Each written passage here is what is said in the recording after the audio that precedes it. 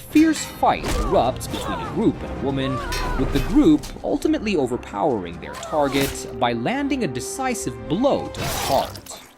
Without wasting any time, one of the women in the group activates a teleportation device, whisking her, along with the older man and the second woman, out of the scene in an instant.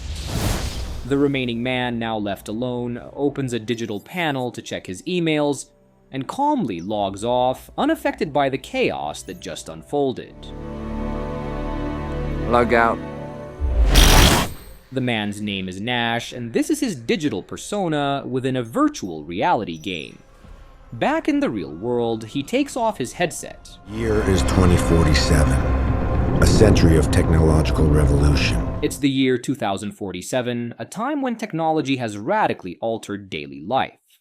Many of the futuristic dreams, such as flying cars and space exploration, have been realized, but the most profound change is how people now interact with reality.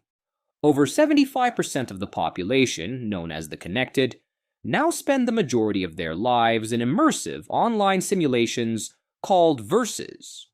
These digital worlds are so advanced that it's nearly impossible to tell them apart from the real world. Until the moment it became difficult to tell the difference between reality and fantasy.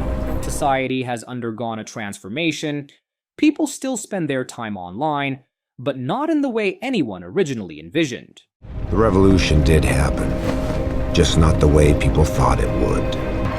Nash drives through the rain-drenched city in his flying car, heading towards Cinternus Corporation, one of the leading firms that oversees virtual experiences. Inside, he meets with Dina, who delivers tragic news. 148 players were killed by a computer virus in an attack orchestrated by a dangerous group known as the Necromancers. How are you going to hide 148 dead bodies? Dina asks Nash to investigate and uncover the identity of the Necromancers. Nash suggests involving Interpol, but Dina quickly dismisses the idea. She explains that although the situation is escalating, involving the police or Interpol is not an option. Interpol's systems are frequently compromised, and their involvement would prevent Cinternus from pursuing the Necromancers directly. Besides, that would mean Nash would lose his job. But the number of casualties are increasing every single time. Maybe we're not proceeding in the best way possible. Acknowledging Nash's skills, Dina offers him a generous payment. She gives him the address and his task: find the Necromancers and eliminate them. Okay, what's the address? Nash heads to an old abandoned building. Inside, he finds nothing but trash until a noise grabs his attention. He draws his gun and cautiously follows the sound, only to be ambushed by a large, bald man. The two engage in a fierce battle, exchanging punches and kicks, but Nash is no match for the man's strength.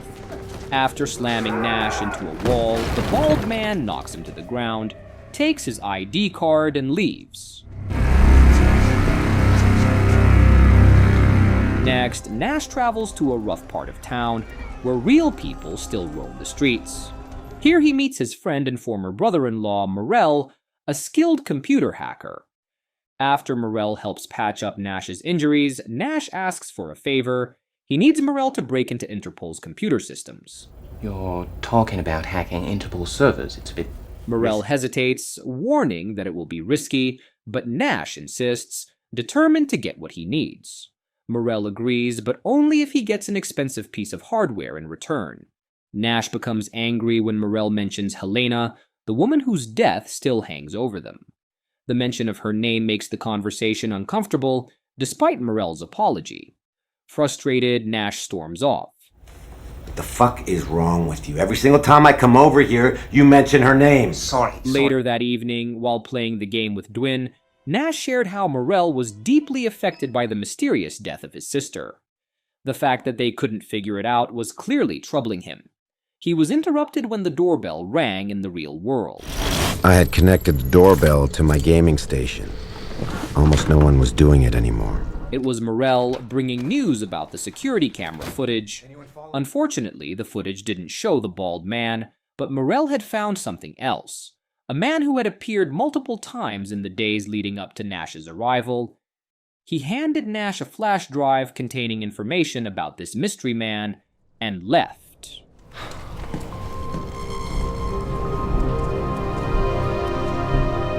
The next morning, Nash went to Cinternus to meet with Dina.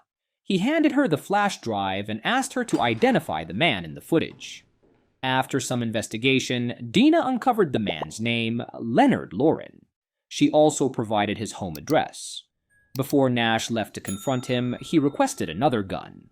Dina told him to pick one up from the warehouse, though she reminded him that the cost would be deducted from his bounty earnings.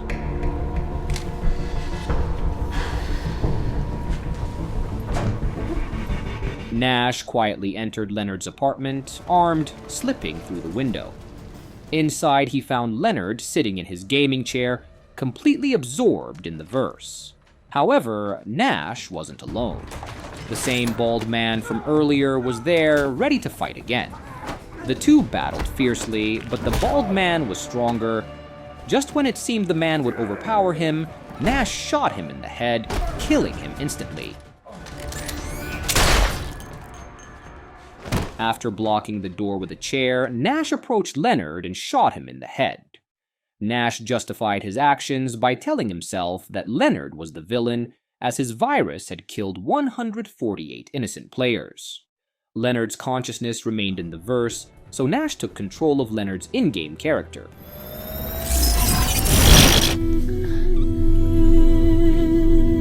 Now, Nash needed to gather more information about the necromancers in secret. The character he controlled turned out to be a blonde woman involved in an intimate scene with two other women. Nash ignored the scene, quickly dressing the character, grabbing a weapon from the room and leaving. Outside, he encountered another necromancer named John, who told Nash that Camille had sent a message for a meetup. The two left together. They fought an intense battle against other players, defeating them and killing them successfully.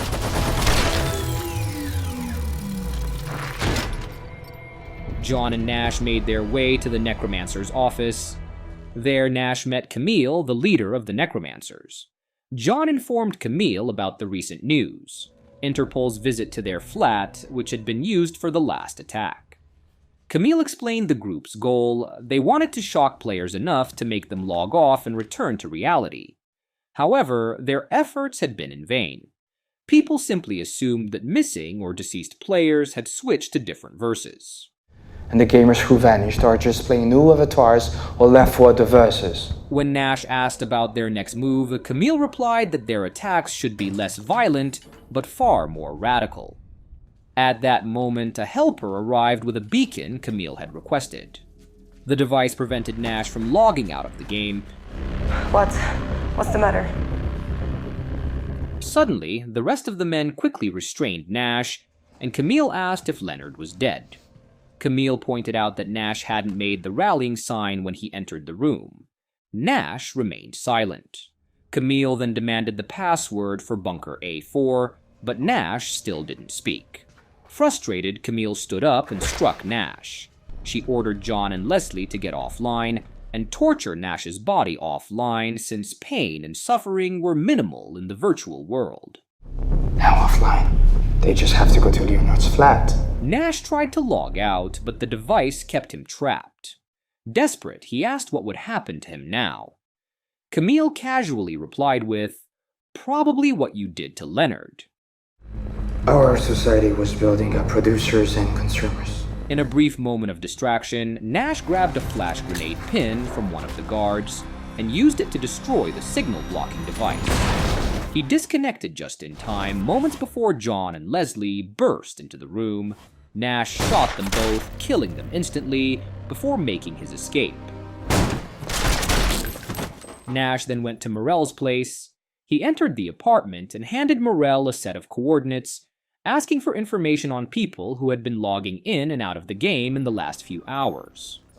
No, I can wait here. Just tell me if anything's gonna happen. The search was interrupted by 3 Interpol agents. Nash quickly hid while Stilson, the lead agent, questioned Morel. Stilson was surprised to see Morel in good physical shape and assumed he wasn't connected to the incident. Morel explained that he was a hybrid. When questioned about the hacked footage, Morel initially refused to speak, However, after one of the agents punched him, attempting to force a confession, Morell fabricated a story. Wait! No one recruited me, alright? He claimed to have seen an internal memo from Vesglas Corporation about the attack, and believed he could profit by uncovering more details and selling them the information. He denied being hired by any corporation, instead explaining that companies often contacted him to test their digital defenses. If he found vulnerabilities and provided solutions, they paid him in digital credits. The lead agent accepted the deceptive explanation and even asked if they could use Morell's skills in the future. Morell agreed, assuring them that he hadn't found anything suspicious in the surveillance footage. If he had, he would have sold it to Vesglas. The agents then left. We will meet again, Mr. Morell. Once they were gone, Morell called Nash. Nash thanked him for not betraying him. Morell asked if Nash's job was worth the risk, considering it involved both Interpol and dangerous terrorists. Nash asked if he could still count on Morell for the map. Morell reassured him he could, and with that, Nash left. Believing the necromancers still didn't know his true identity, Nash returned to his apartment. He logged in for one last adventure with his game group, enjoying the time with Dwin and savoring the fight. Just as they were about to share a kiss, an email from Dina interrupted him. He logged out and headed back to Cinternus.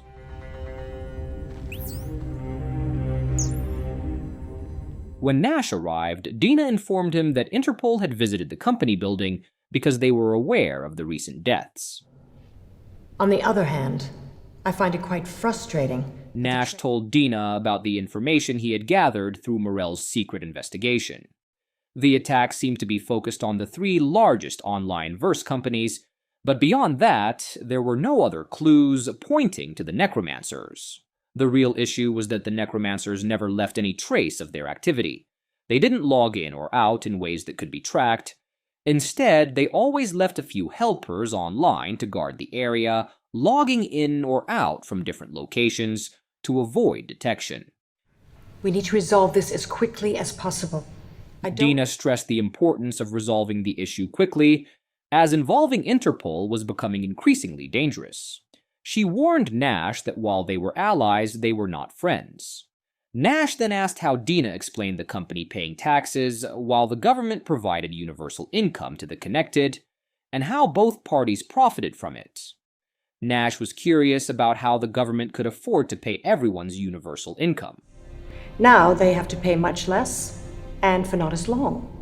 Dina explained that the government paid the connected for basic necessities like rent, food, and connections, which was far less than the pay people used to receive back when they had healthcare, retirement funds, and unemployment insurance.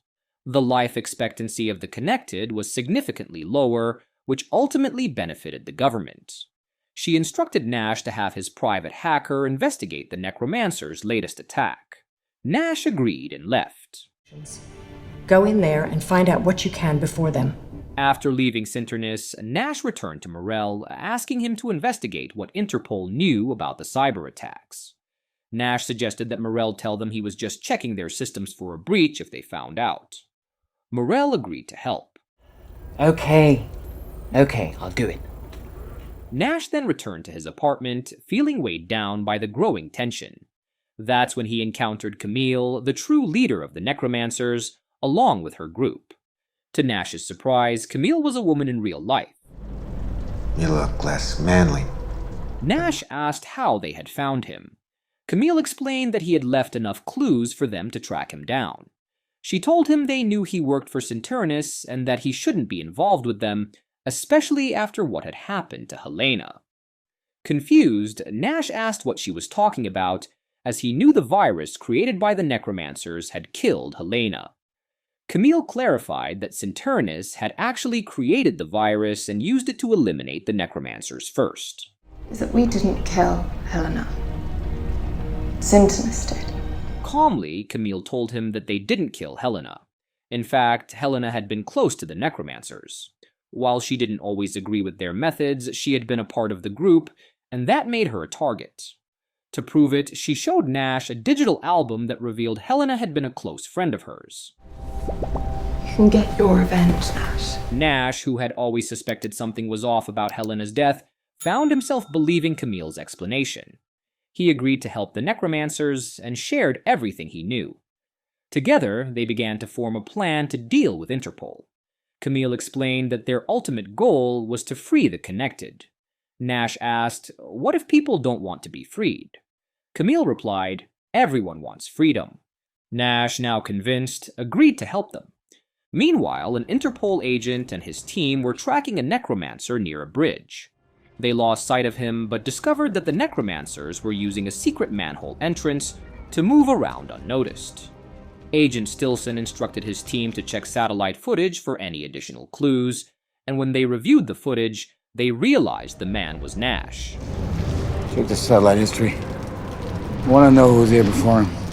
It was soon revealed that the person who had climbed into the manhole earlier was actually Nash and another necromancer called Fahim. He had gone underground to meet Camille at their hidden base. Camille asked Nash to check for any information on Interpol's activities, and Nash agreed before leaving. Would you be willing to check with your friend if Interpol has anything else on us? Later, Nash spoke privately with Morell, confessing that he had become entangled with both Cinternus and the necromancers. He warned Nash about how dangerously complicated and risky the situation was, cautioning him about the serious consequences of being involved with both sides. However, Nash dismissed Morell's concerns by asking for any updates on Interpol's activities. Morell hesitated for a moment, but then informed Nash that Interpol had managed to plant an informant inside the necromancer group. The informant was set to meet with Interpol's agents at an old City Hall building in less than an hour. Upon hearing this, Nash decided he would go to the location himself to investigate, knowing that this could potentially provide critical information for his next move. No, that's not good news at all. You know, and I better check it out. When Nash arrived at the meeting location, he carefully checked for any threats, but he was unexpectedly captured by Interpol. Agent Stilson, the lead officer, told Nash that he was expecting him. Nash asked if they had met before. Stilson replied that they had seen him on the footage from Leonard's apartment and the bridge earlier, concluding that he was connected to both the necromancers and Cinternus. Why help a terrorist to escape? Rather than arrest him, Stilson made Nash an offer: continue working for Cinternus, but secretly feed Interpol all the intelligence Cinternus gathers. Nash would also need to check with Interpol before taking any major actions in the field. Before Nash could respond, the situation quickly escalated. A group of necromancers ambushed the scene, swiftly overpowering the Interpol agents and taking them out. Nash thanked Camille and the group for saving him. He then asked her about their plan.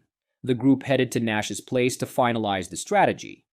Their plan involved using a virus created by one of the necromancers, Fahim. The virus was designed to gradually shut down all connected consoles, eventually causing the entire virtual world, known as the Verses, to collapse. This would force the connected population to log off and return to the real world. However, for the virus to spread, it needed to be released from within one of the major Verses, specifically within Cinternus' own systems. We need it to be launched from inside Cinternus headquarters. Nash initially refused, telling Camille he wasn't a programmer. But Camille reassured him, explaining that he only needed to take a device she handed him, and their hackers would handle breaching the protections. Once the virus was released, it would spread on its own, and Nash would be long gone by the time the attacks were activated. Camille told him to let her know when he was ready to carry out the plan. Let us know when you're going to Cinternus headquarters. After Camille and her team left to prepare for the mission, Nash was left alone with his thoughts. He was torn. The group spoke of freeing people, but Nash wondered, was it truly freedom if it was forced upon them? Could freedom even be real if it was something people were pushed into? And if it was, should it be? With just a few hours remaining before the mission began, Nash logged online to meet with Dwin.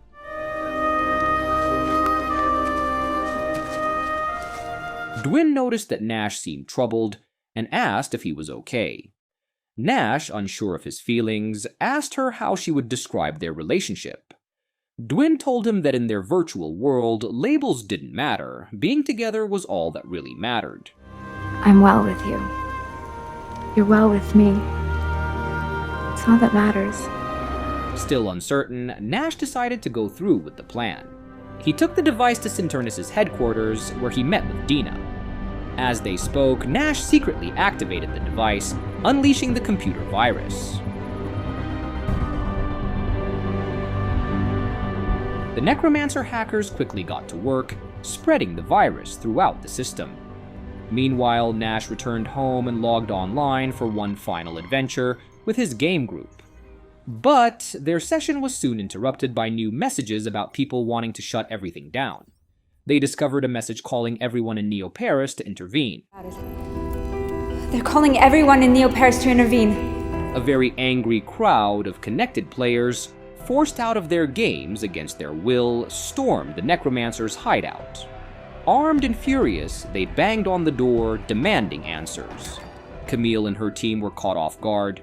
They had expected the Connected to welcome the idea of freedom, but instead they were met with a revolution of rage. Camille and her team were killed by the crowd in their fury. Later, Nash visited Cinternus and spoke with Dina. She told him about the incident, explaining that the Necromancers were no longer a threat, and that his services were no longer required. The company had already located the Necromancers and uncovered who remained. We found the bodies and the computers, and the identity of the remaining members. Dina then informed Nash that their programmers had traced the virus back to Cinternus, and that he happened to be there at the time. Nash tried to reassure her, claiming it was just the wrong place at the wrong time. Dina reminded him of the serious consequences of being involved in something like this, potentially even the death penalty.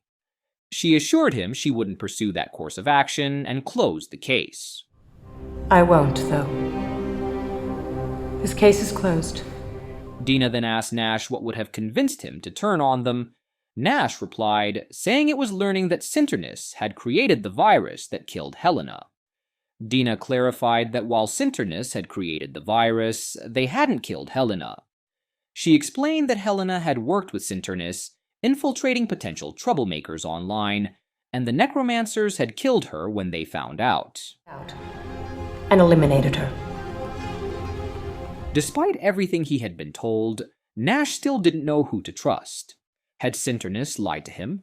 Were the Necromancers telling the truth? These questions haunted him. He said goodbye to Dina and walked away, more confused than ever. Farewell, Nash.